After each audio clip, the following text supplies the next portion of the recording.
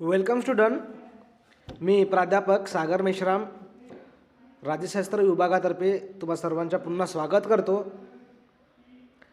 आपल्या अभ्यासक्रमातील व्यवस्थित पद्धतीने नियमित पद्धतीने व्हिडिओज PDF या सर्वांची माहिती घेण्याकरिता माझ्या यूट्यूब चॅनलला सबस्क्राईब करावा व नियमितपणे व्हिडिओज पाहावे.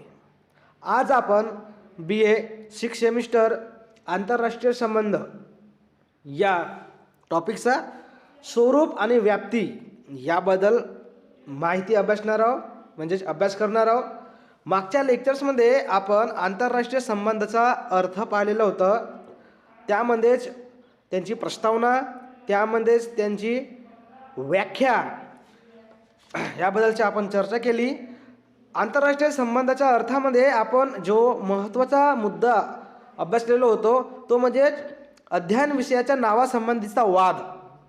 म्हणजेच आंतरराष्ट्रीय संबंध या नावाला विविध विचारवंतांनी कोणते कोणते नावं दिले. जसं एक स्टार्टिंगला सुरुवातीला आंतरराष्ट्रीय संबंध, त्यानंतर आंतरराष्ट्रीय राजकारण, त्यानंतर जागतिक राजकारण, असे विविध विचारवंतांनी आपल्या आपल्या टप्प्यावर आंतरराष्ट्रीय संबंधाच्या नावामध्ये चेंजेस केलेले होते. परंतु सर्वात शेवटी आंतरराष्ट्रीय संबंध हाच नाव त्याला गृहीत धरण्यात आले. त्यामध्ये आंतरराष्ट्रीय राजकारण हे नाव योग्य मानून काही विचारवंतांनी व्याख्या देखील सांगितलं होतं. त्या व्याख्याच्या स्वरूपामध्ये आपले मत देखील मांडलेलं होतं. त्यामध्ये मॅर्गनथॉ, पामर, पार्किन्स, KNW, थॉम्सन, त्याच पद्धतीने नॉर्मन, क्विन्सी राईट, हर्मटन हा अनेक विचारवंतांनी आपले व्याख्यातून आपले मत व्यक्त केलेले होते. आज आपल्याला पाहायचं आहे की आंतरराष्ट्रीय जे लेवल्स आहेत त्यांचे स्वरूप कशा पद्धतीचे असेल. तर आपण सुरुवातीलाच पाहिलेलं होतं की आंतरराष्ट्रीयचे स्वरूप म्हणजे आंतरराष्ट्रीय हा विषय सर्वात प्रथम कधी अभ्यासाला सुरुवात झाली तर पहिल्या महायुद्धाच्या नंतर. कधी? पहिल्या महायुद्धाच्या नंतर. पहिला महायुद्ध झालं. पहिल्या महायुद्धानंतर आंतरराष्ट्रीय संबंधाला किंवा त्यांच्या अध्यापनाला सुरुवात झाली. त्यानंतर 1920च्या दरम्यानमध्ये राष्ट्रसंघाची निर्मिती होऊन पुन्हा तो पहिल्या महायुद्धामध्ये झालेल्या जे पण वित्तहानी, जीवहानी, आर्थिक हानी, विविध स्वरूपाची जे पण हानी होती त्यावर आळा बसविण्यासाठी, तो कुठेतरी थांबवण्यासाठी जी संघटना निर्माण झालेली होती, परंतु तो संघटना पण विफल होऊन दुसरा महायुद्ध निर्माण झाला. आणि त्या पहिल्या महायुद्धानंतरच आपण पाहिलेलं की आंतरराष्ट्रीय संबंधाला जसं चालना मिळाली, त्यानंतरच्या काळात या विषयासंबंधी अनेक ग्रंथ निर्माण झाले. अनेक विचारवंतांनी आपल्या आपल्या ग्रंथामध्ये आंतरराष्ट्रीय संबंधाचा उल्लेख करण्यास सुरुवात केली. तेव्हा पहिल्या महायुद्धानंतरच आंतरराष्ट्रीय व राष्ट्रीय स्तरावर या म्हणजे आंतरराष्ट्रीय विषयाबाबत बरेच संशोधन कार्य देखील होऊ लागले आणि ते अद्यापही होत आहेत. त्याचा अर्थ काय तर संशोधन कार्यासंबंधीचे अनेक संशोधन अहवालही आता आपल्या सध्याच्या परिस्थितीमध्ये प्रत्येक राष्ट्रामध्ये उपलब्ध आहेत. थोडक्यात सांगायचे झाले तर काय होईल, आंतरराष्ट्रीय संबंध या अध्ययन विषयाबाबत विपुल प्रमाणात ज्ञानसंचय झालेला आहे. या अध्ययन विषयाच्या व ज्ञानसाहित्याचा विकास झाला. अशा स्थितीत आंतरराष्ट्रीय संबंध ह्या अध्ययन विषयाचे स्वरूप समजून घेणे आवश्यक ठरते. कारण काय तर आंतरराष्ट्रीय संबंधाच्या स्वरूपाचे मुद्दे सुद्धा विवेचन पुढील प्रमाणे केले. पहिल्या महायुद्धानंतर जसं आंतरराष्ट्रीय संबंध या ज्ञानशाखेला अध्यापन आणि अध्ययनाच्या स्वरूपामध्ये जशी चालना किंवा सुरुवात झालेली असली आणि राष्ट्रीय आणि आंतरराष्ट्रीय स्तरावरही या विषयाचे किंवा या अध्ययन विषयाबाबत संशोधन कार्य सुरू असले आणि सुरूही आहेत, परंतु याबद्दलची माहिती, हे अध्ययनाबद्दलची माहिती, या आंतरराष्ट्रीय संबंधाबद्दलची माहिती विपुल प्रमाणात त्याच्यात ज्ञानसंचय झालेला आहे.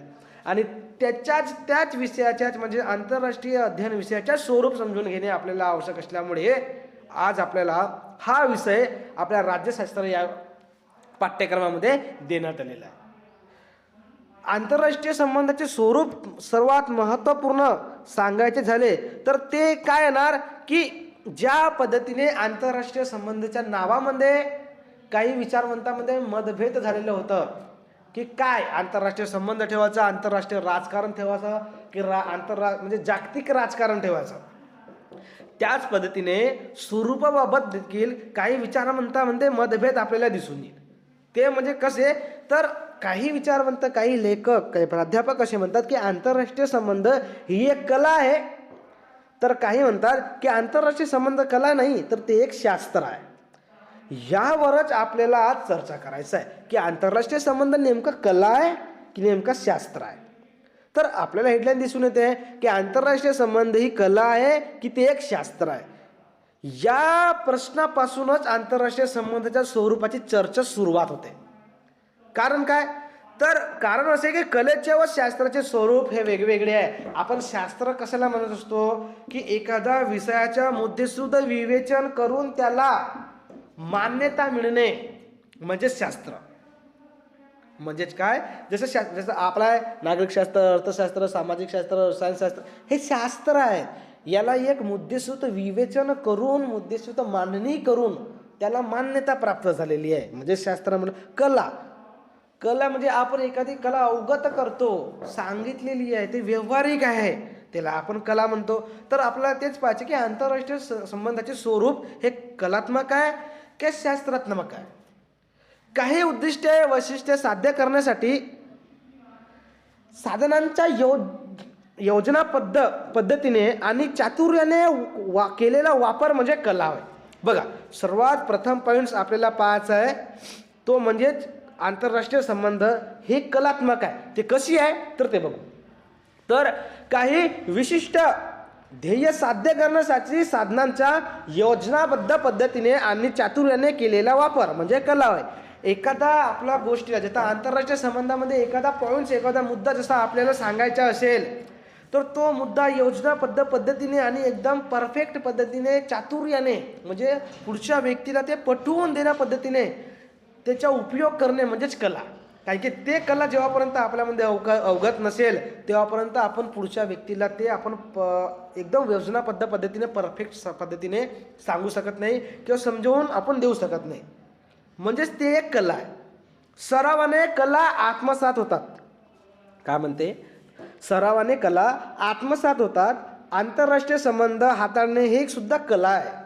कारण काय, तर त्यात कौशल्य आणि चातुर्य लागते. आता तेही बरोबर आहे की आंतरराष्ट्रीय संबंध म्हणजेच काय, एखादी गोष्ट जसा आंतरराष्ट्रीय संबंध एखाद्या राष्ट्रासोबत सुरुवात करताना ते आपले फायदे तोटे कशाबद्दल गृहीत धरून आपण त्याला कसं का पटवून देऊ आणि एखाद्या राष्ट्रासोबत आपल्या फायद्यासाठी कसं का संबंध प्रस्थापित करू, हे एक कला आहे, ते कौशल्य आहे. आणि ते कौशल्य चातुर्य जेव्हापर्यंत त्या राष्ट्रामध्ये अवगत होणार नाही तेव्हापर्यंत त्याला कलात्मक दर्जा प्राप्त होणार नाही. आणि आंतरराष्ट्रीय संबंधाची हे सुद्धा, आंतरराष्ट्रीय संबंध लेवल हे सुद्धा हाताळणे एक कला आहे. आणि ते का बरं आहे, कारण की त्यात कला आणि चातुर्य लागते म्हणून. दुसऱ्या एक्झाम्पल दिलेले, दुसऱ्या राष्ट्राशी चर्चा करणे, वाटाघाटी करणे, तह किंवा करार करणे, आंतरराष्ट्रीय क्षेत्रात आपल्या देशात मित्र मिळवणे, शत्रू राष्ट्रांच्या आंतरराष्ट्रीय क्षेत्रामधील पाठिंबा कमी करणे, हे सर्व करण्यासाठी कौशल्य लागते आणि चातुर्य लागते. जेव्हा आपण एखाद्या राष्ट्रासोबत, एखादा राष्ट्र जेव्हा दुसऱ्या राष्ट्रासोबत संबंध प्रस्थापित करत असतो तो कुठल्याही प्रकारचा असू शकतो, म्हणजेच राजकीय, आर्थिक, सामाजिक, शैक्षणिक, सामाजिक, हा असा स्वरूपाचा जेव्हा संबंध प्रस्थापित करतो त्यामध्ये त्या राष्ट्रासोबत चर्चा करणे, वाटाघाटी करणे, तह करणे, करार करणे, जसं एका राष्ट्रासोबत दुसऱ्या राष्ट्रासोबत विविध प्रकारचे करार झालेले असतात, तह झालेले असतात. आणि त्यामध्ये आंतरराष्ट्रीय क्षेत्रात आपल्या देशाचे मित्र मिळवणे म्हणजे त्या राष्ट्रामध्ये जाऊन आपल्या राष्ट्राचे मित्र मिळवणे, शत्रू राष्ट्राच्या आंतरराष्ट्रीय क्षेत्रामधील पाठिंबा कमी करणे म्हणजेच काय, आंतरराष्ट्रीय लेवलवर एखाद्या राष्ट्रासोबत मैत्री करून आपल्या राष्ट्राचे जे शत्रू राष्ट्र असतात त्यांचा दर्जा, त्यांचा पाठिंबा कमी करणे, हे संपूर्ण गोष्टी करण्यासाठी, हे संपूर्ण पॉईंट्स, मुद्दे क्लिअर करण्यासाठी काय, तर त्या राष्ट्राजवळ, त्या पर्सनॅलिटीजवळ काय असणं आवश्यक आहे, कौशल्य आणि चातुर्य असणं आवश्यक आहे. जेव्हापर्यंत कौशल्य आणि चातुर्य हे कलात्मक दर्जा प्राप्त राहणार नाही तेव्हापर्यंत कुठलाही राष्ट्र आपल्या का बरोबर शब्द उपयोग करत आहोत? कारण की आंतरराष्ट्रीय क्षेत्रामध्ये जेव्हाही कोणता राष्ट्र जेव्हा दुसऱ्या राष्ट्रासोबत संबंध प्रस्थापित करतो, त्याचा एकमात्र उद्देश स्वतःच्या राष्ट्राचा हित साध्य करणे. आणि त्या स्वतःच्या राष्ट्राचं हित साध्य करण्यासाठी त्याला कौशल्य आणि चातुर्य हे दोन्ही गोष्ट उपयोगात किंवा त्यामध्ये अवगत असणं आवश्यक आहे. आणि हे जेव्हापर्यंत दोन्ही गोष्ट कलात्मक सॉरी कौशल्य आणि चातुर्य ही दोन्ही गोष्ट जेव्हापर्यंत एखाद्या राष्ट्रामध्ये अवगत राहणार नाही, तेव्हापर्यंत त्याला कलात्मक दर्जा प्राप्त होणार नाही. आणि त्यालाच आपण हे दोन्ही गोष्ट जिथे उपलब्ध असतात त्यालाच आपण काय म्हणतो, तर कलात्मक दर्जा म्हणतो, म्हणजेच कलात्मक पद्धती म्हणतो. आणि आंतरराष्ट्रीय क्षेत्रामध्ये संबंध प्राप्त करण्यासाठी कौशल्य आणि चातुर्य लागत असते. म्हणून आंतरराष्ट्रीय क्षेत्र हे कला आहे असं त्यांनी सांगितलेलं आहे.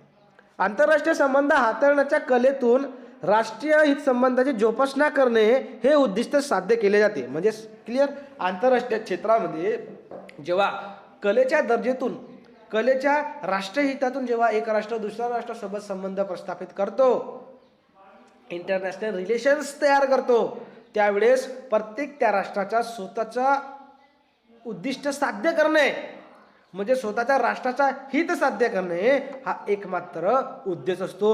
या संपूर्ण पॉईंटचा एक कन्क्लुजन काढून एक मूल्यमापन करून आंतरराष्ट्रीय संबंध हाताळणे ही काही राष्ट्रीय उद्दिष्ट साध्य करण्यासाठीची कला आहे असे म्हटले जाते. म्हणजे असे संपूर्ण पॉईंट्स आपण पाहिल्यानंतर आपण हा कन्क्लूड काढू शकतो की आंतरराष्ट्रीय संबंध ही एक शास्त्र नाही तर काय आहे, कला आहे. ओके, हे झाली कलेची बाजू. आंतरराष्ट्रीय संबंधाच्या स्वरूपामध्ये आपण काय पाहत आहोत की आंतरराष्ट्रीय संबंध ही कला आहे की शास्त्र आहे, त्यामध्ये आपण कलेची बाजू पाहिली. आता आपण पाहायचं आहे की आंतरराष्ट्रीय संबंध ही तत्वज्ञान आहे, फिलॉसॉफी आहे.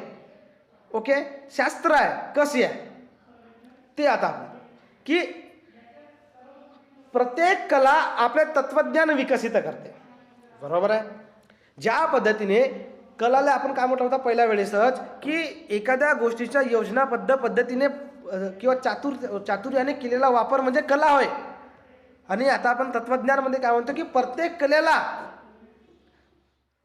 कला आपले तत्वज्ञान विकसित करीत असते. आंतरराष्ट्रीय संबंध ही एक कला असल्यामुळे तिने आपले तत्वज्ञान जोपासले आहे. बहुतांश राष्ट्रांनी आंतरराष्ट्रीय संबंध या कलेची जोपासना करताना स्वतःचे तत्वज्ञान उभा केल्याचे आढळून येते. उदाहरणार्थ मुसोलिनी, हिटलर यांनी नाझी व फॅसिस्ट तत्वज्ञान उभे केले. आणि जागतिक शांतता हे आंतरराष्ट्रीय संबंधातून निर्माण झालेले तत्वज्ञान आहे. फिलॉसॉफी, आंतरराष्ट्रीय संबंध एक तत्वज्ञान आहे, फिलॉसॉफी आहे, शास्त्र आहे. का बरं म्हटलंय? फिलॉसॉफी आपण काय म्हणतो की प्रत्येक गोष्टीची एक आयडिओलॉजी असते, विचार प्रणाली असते. तिला आपण काय म्हणतो तर तत्वज्ञान म्हणतो, शास्त्र म्हणतो, फिलॉसॉफी म्हणतो. तर जेव्हा कला आपण पाहिलं की आंतरराष्ट्रीय संबंध जेव्हा कला आहे असं आपण जेव्हा पाहिलो की त्यासाठी कलेसाठी चातुर्य आणि कौशल्य अवगत असणे आवश्यक आहे आणि त्याला विकसित करण्यासाठी तत्वज्ञान असणे आवश्यक आहे.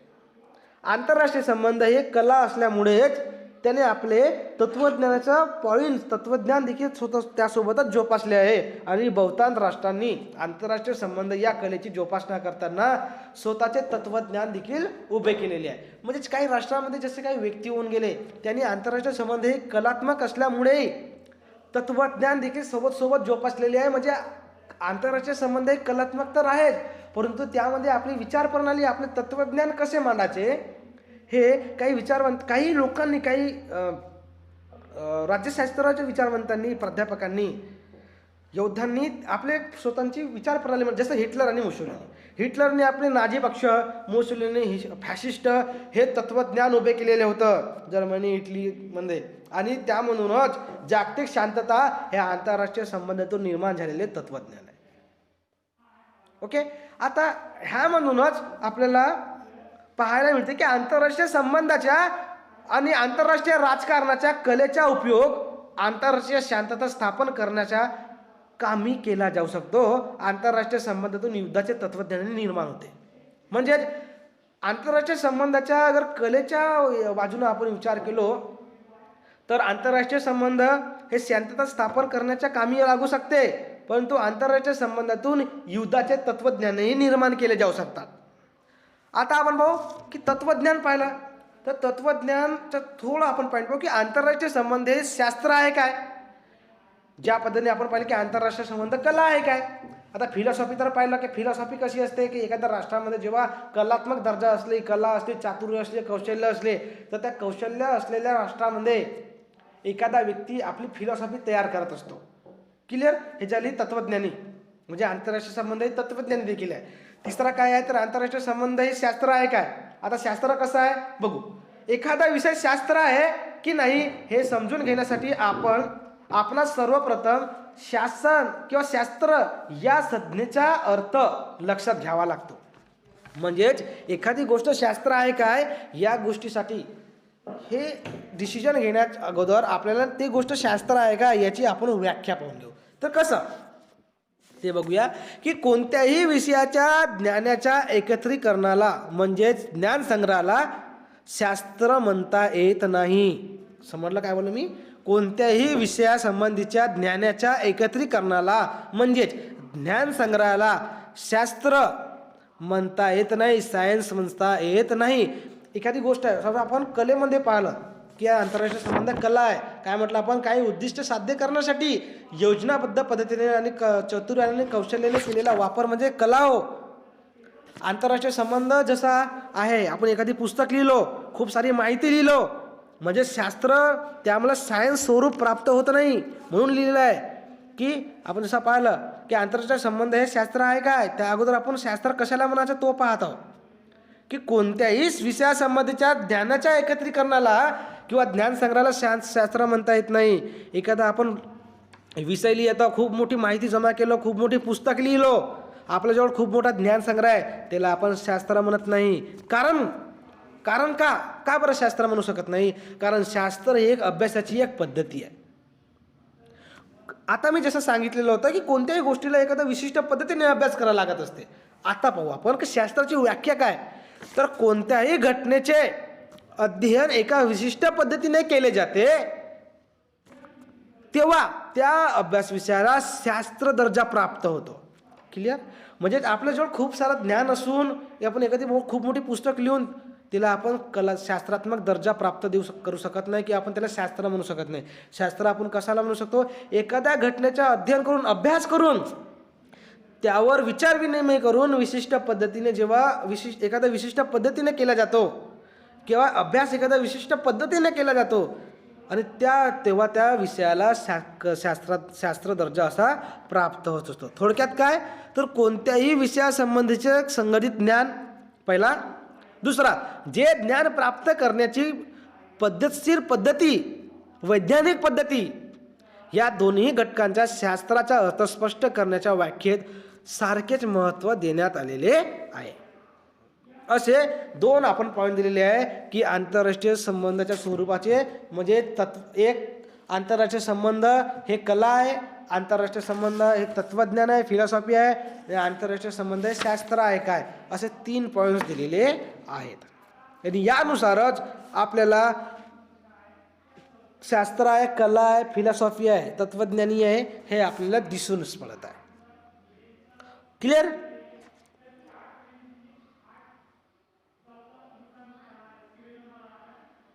बरं. त्यानंतर 1919 पासून आजपर्यंतच्या काळात आंतरराष्ट्रीय संबंध ह्या विषयासंबंधीच्या संघटित ज्ञानाचा संचय झालेला आहे आणि हे ज्ञान पद्धतशीर पद्धतीने म्हणजेच वैज्ञानिक पद्धतीने एकत्रित करण्यात आले आहे. म्हणजेच शास्त्र या संज्ञेच्या व्याख्येवरून आंतरराष्ट्रीय संबंध या अध्ययन विषयाला शास्त्र दर्जा प्राप्त झाला. एखादा विषय शास्त्र आहे की नाही हे ठरविण्यासाठी खालील 7 कसोट्या सांगितल्या जातात. हे तुम्हाला 7 कसोट्या दिलेल्या आहेत. हे संपूर्ण तुमच्या PDF स्वरूपामध्ये तुमच्या कॉलेजच्या ग्रुपवर तुम्हाला उपलब्ध होऊन जाणार आणि व्हिडिओच्या डिस्क्रिप्शनमध्ये देखील तुम्हाला हे PDFs उपलब्ध होऊन जाणार.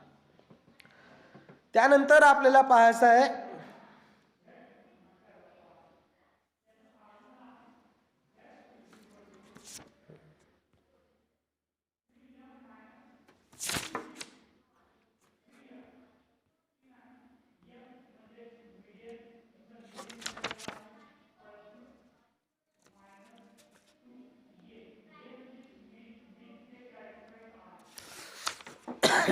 त्यानंतर आपल्याला पाहायचं आहे की आंतरराष्ट्रीय संबंध ह्या विषयाचे स्वरूप स्पष्ट करणारी ठळक मुद्दे.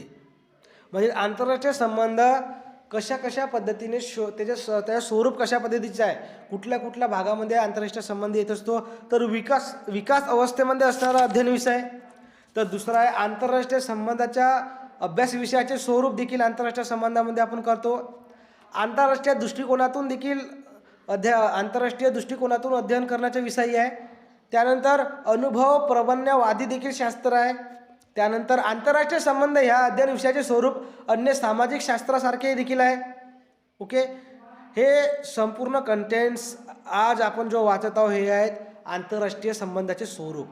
आंतरराष्ट्रीय संबंधाची व्याप्ती म्हणजेच कसं झालं की 1991 मध्ये इतिहास विषयाच्या अभ्यासक्रमाचा एक भाग म्हणून आंतरराष्ट्रीय संबंधाचे अध्यापन कार्य करण्यास सुरू झाले. आपण पाहिलं की सर्वात प्रथम आंतरराष्ट्रीय संबंध या विषयाचा जेव्हा सुरुवात झाली, या विषयाची सुरुवात झाली, तेव्हा हा आंतरराष्ट्रीय संबंध इंटरनॅशनल रिलेशन्स हा विषय इतिहासाचा प्राध्यापक शिकवत असत. म्हणजे इतिहासाचा एक विषय होता. हळूहळू या विषयामध्ये जेव्हा विद्यापीठ लेवलवर शिकवण्यास सुरुवात झाली त्यावेळेस इतिहासाच्या प्राध्यापकाने शिकवण्यास सुरुवात केली. परंतु जसं जसं याला राजकीय दर्जा प्राप्त होत गेला तसा तसा हा विषय विविध विषयामध्ये इन्क्लूड होऊन आज आपल्या राज्यशास्त्र या विषयामध्ये देखील आपण शिकवत आहोत. अवघ्या जेव्हा 1991 नंतर हा विषय इतिहास या विषयाच्या माध्यमाने शिकवण्यास सुरुवात झालेली होती, अवघ्या 30-40 वर्षाच्या कालावधीत आंतरराष्ट्रीय संबंधाच्या बाबत विपुल ज्ञान संचित व संग्रहित झाले.